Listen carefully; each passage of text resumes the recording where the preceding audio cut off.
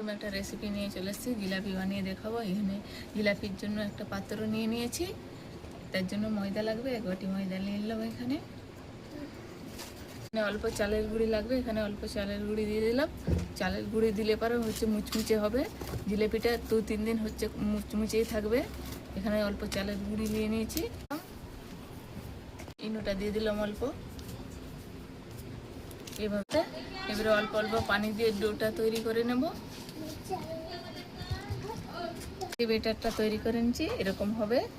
10 মিনিটের জন্য ঢেকে রেখে দেবো। এবার রসটা তৈরি করে নেব ঢেকে রেখে। জিলাপির জন্য কড়াইটা বসিয়ে দিলাম। হচ্ছে রস বানাবো।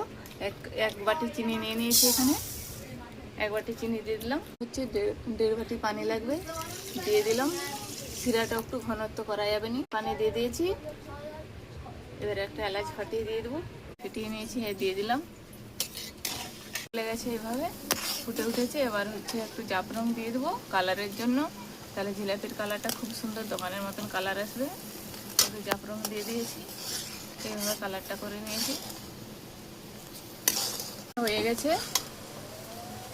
এইভাবে একটু হালকা চিটচিট হবে, তখন ভাববে যে রসটা হয়ে গেছে। জিলিপির জন্য রসটা ঠিকঠাক। এবার নামিয়ে নেবো। তেল জিলাপি ছাকার জন্য কড়াইটা বসিয়ে দিয়েছি, তেল ঢেলে নেবো। শুকিয়ে গেছে, এবার তেল ঢেলে নিচ্ছি জিলাপির জন্য। তেলটা গরম হয়ে গেছে, 10 মিনিট রেস্টে রেখে দিলাম। এবার হচ্ছে এরকম একটা পার্কিং ব্যাগ নিয়েছি, ভরে নেবো জিলাপির জন্য। এইভাবে করে ভরে নেব বেটারটা, ভরে নিচ্ছি এইভাবে। হয়ে গেছে, জিলাপি শেপ দিয়ে নেব।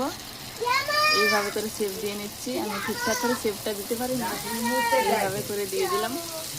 উল্টে দিচ্ছি, এইভাবে করে 2টো করে দিচ্ছি। কড়াটা ছোট, এই জন্য আমি ঠিকঠাকভাবে শেপটাও দিতে পারছি না, এরকমভাবে দিয়েছি। যাই হোক, ঠিকঠাক তাও হয়েছে জিলাপিটা।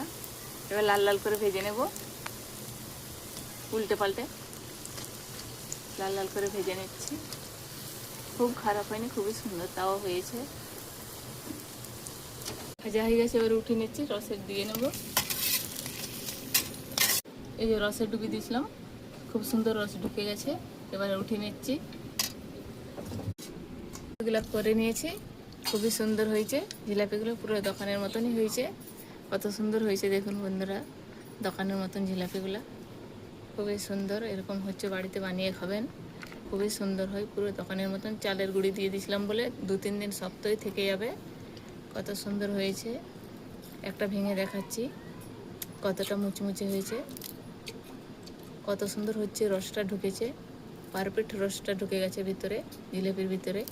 এই দেখুন বন্ধুরা, কত সুন্দর রসটা এসছে। এভাবে আপনারা বাড়িতে বানিয়ে খেয়ে দেখবেন, খুবই সুন্দর হবে। ভিডিওটি ভালো লাগলে সাবস্ক্রাইব করে দেবেন, লাইক করে দিবেন, ফেসবুকে এলে ফলো করে দিবেন। অনেক কষ্ট করে ভিডিও বানাই, আপনারা একটু তাড়াতাড়ি আমাকে ভাইরাল করে দিন। ফেসবুকে এই চ্যানেলেই ভিডিও দিই, আপনারা হচ্ছে ফলো করে দিবেন ফেসবুকের ভিডিওটাই। তাহলে খেয়ে দেখ কত সুন্দর হয়েছে। এত সুন্দর জিলাপি কে করে বানালে?